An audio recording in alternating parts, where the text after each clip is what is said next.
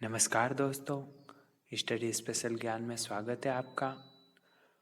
आज हम हिंदी के एक महत्वपूर्ण टॉपिक कारक को समझने वाले हैं।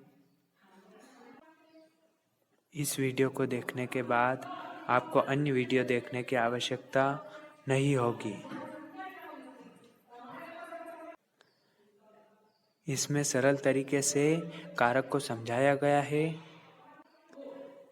तो चलिए बिना देरी किए हमारी क्लास को स्टार्ट करते हैं। अन्य वीडियो देखने के लिए आप हमारी प्लेलिस्ट संपूर्ण हिंदी पर क्लिक कर सकते हैं। कारक शब्दकोश में कारक का शाब्दिक अर्थ है क्रिया को करने वाला, अर्थात किसी कार्य या क्रिया को संपादन करना कारक कहलाता है। अतः कारक का मुख्य काम भी किसी क्रिया या कार्य को संपादन करना है। इस दृष्टिकोण से कारक की परिभाषा इस प्रकार होती है: किसी क्रिया का संपादन करने में अपनी भूमिका निभाने वाले रूपकों को कारक कहते हैं। अब कारक के भेद देखते हैं। कारक के भेद। कारक के 8 भेद होते हैं: कर्ता कारक, कर्म कारक, करण कारक, संप्रदान कारक, अपादान कारक, संबंध कारक, अधिकरण कारक और संबोधन कारक। अब हम इन सब की परिभाषाओं को विस्तार पूर्वक उदाहरण सहित समझते हैं। इसके पहले हम कारक और उनकी विभक्ति के चिन्ह देख लेते हैं। सबसे पहला कारक है कर्ता कारक, जिसका विभक्ति चिन्ह है ने। फिर कर्म कारक, उसका विभक्ति चिन्ह है को। फिर करण कारक, इसका विभक्ति चिन्ह है से। संप्रदान कारक, इसका विभक्ति चिन्ह को और के लिए। अपादान, इसका विभक्ति चिन्ह से। संबंध का, की, के, रा, री, रे। अधिकरण में, पर। संबोधन हे, अरे, अहो। कारकों के लिए यह चार्ट बहुत ही इम्पोर्टेंट है, इसलिए आप इसे याद करके रख लीजिएगा। कर्ता कारक, किसी वाक्य में प्रयुक्त जिस शब्द से काम करने वाले का बोध होता है उसे कर्ता कारक कहते हैं। इसकी विभक्ति ने है। जैसे पूजा ने खाना खाया, राम ने अखबार पढ़ा, उसने खाया। यहाँ पूजा, राम और उसने तीनों ही कर्ता है।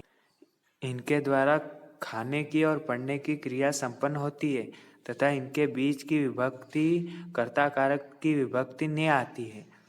अब मैं आपको इसको पहचानने की ट्रिक बताता हूँ। इस कारक को पहचानने के लिए हमें प्रश्न पूछना चाहिए, जैसे पूजा ने क्या खाया, पूजा ने खाना खाया। राम क्या पढ़ता है, राम अखबार पढ़ता है। उसने क्या खाया, उसने खाना खाया। इस प्रकार से हम कर्ता कारक को पहचान सकते हैं। कर्म कारक, वाक्य में क्रिया का फल जिस शब्द पर पड़ता है उसे कर्म कारक कहते हैं। इसकी विभक्ति को है, अर्थात कर्ता द्वारा किए गए काम का फल जिस शब्द पर पड़ता है उसे कर्म कारक कहते हैं। जैसे कृष्ण ने कंस को मारा। बच्चों को सुलाओ। मोहन रोटी खाता है, सीताफल खाती है। पहले वाक्य में कृष्ण द्वारा मारने की क्रिया का फल कंस पर पड़ता है, अतः कंस को कर्म कारक है। इसी प्रकार दूसरे वाक्य में बच्चों को सुलाने की क्रिया का प्रभाव बच्चों पर पड़ता है, इस कारण से यहाँ कर्म कारक है। मोहन रोटी खाता है,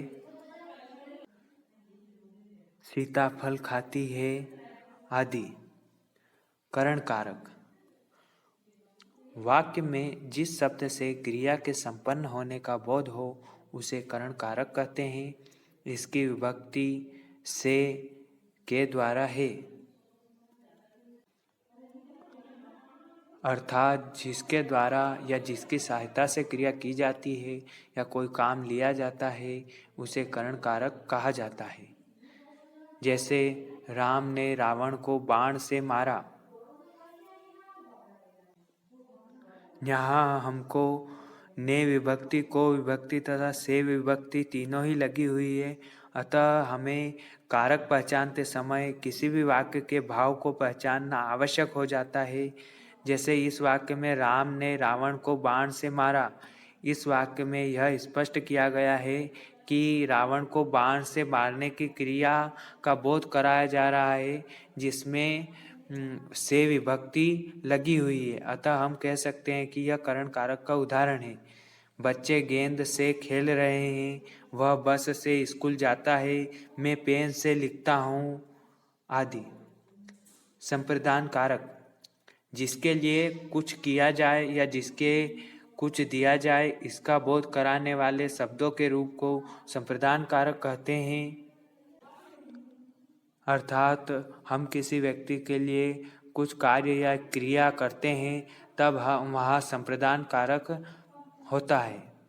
जैसे वह पढ़ने के लिए अमेरिका गया, अब हम इसे पहचानने के लिए यह कर सकते हैं वह पढ़ने के लिए कहाँ गया, वह पढ़ने के लिए अमेरिका गया। गरीबों को दान दो, इसे हम इस तरह से भी पहचान सकते हैं कि गरीबों के लिए दान दो, उसने मातृभूमि के लिए अपने प्राण दिए। अर्थात जब हम किसी को कुछ देने का भाव व्यक्त करते हैं या फिर किसी के लिए कुछ करने का भाव व्यक्त करते हैं तब वहाँ संप्रदान कारक होता है। हिंदी में भाव महत्वपूर्ण होते हैं दोस्तों। भावों को पहचान कर ही हम कारक को अच्छी ठीक प्रकार से समझ सकते हैं। अपादान कारक, संज्ञा के जिस रूप से किसी वस्तु के अलग होने का भाव प्रकट हो उसे अपादान कारक कहते हैं। अर्थात अपादान कारक में जुदाई या अलगाव का बोध होता है, इसकी विभक्ति से है। अब हम उदाहरण के द्वारा इसे समझते हैं। जैसे लड़का घर से लौट आया, यहाँ पर लड़के का घर से दूर होने का भाव प्रकट हो रहा है। पेड़ से आम टपका, इस वाक्य में पेड़ से आम के गिरने या अलग होने का भाव प्रकट होता है। अतः यहाँ पेड़ से अपादान कारक है। वह दिल्ली से मुंबई गया, मीरा छत से गिर गई आदि।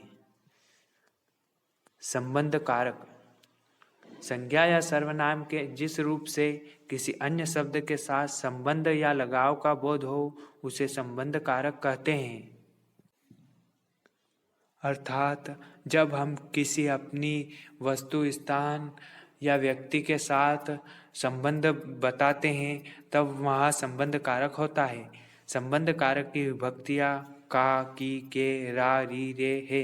जैसे यह राम का मकान है, यहाँ राम का संबंध मकान से बताया गया है। वह मेरा घर है, यह मीरा की भतीजी है, यह हमारा देश है, राधा मेरी बहन है। इन सभी में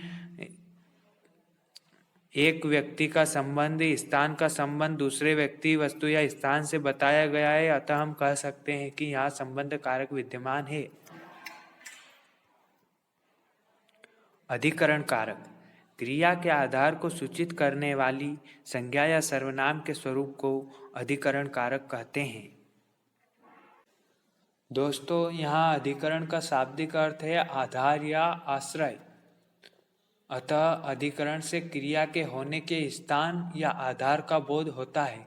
इसकी विभक्तियाँ है में, पे, पर आदि। उदाहरणतया बच्चा पलंग पर सोया है। कुरुक्षेत्र में महाभारत का युद्ध हुआ था। पहले वाक्य में सोने का काम पलंग पर हो रहा है, जबकि दूसरे वाक्य में कुरुक्षेत्र में युद्ध होने का भाव प्रकाश है। अतः पलंग और कुरुक्षेत्र अधिकरण कारक है।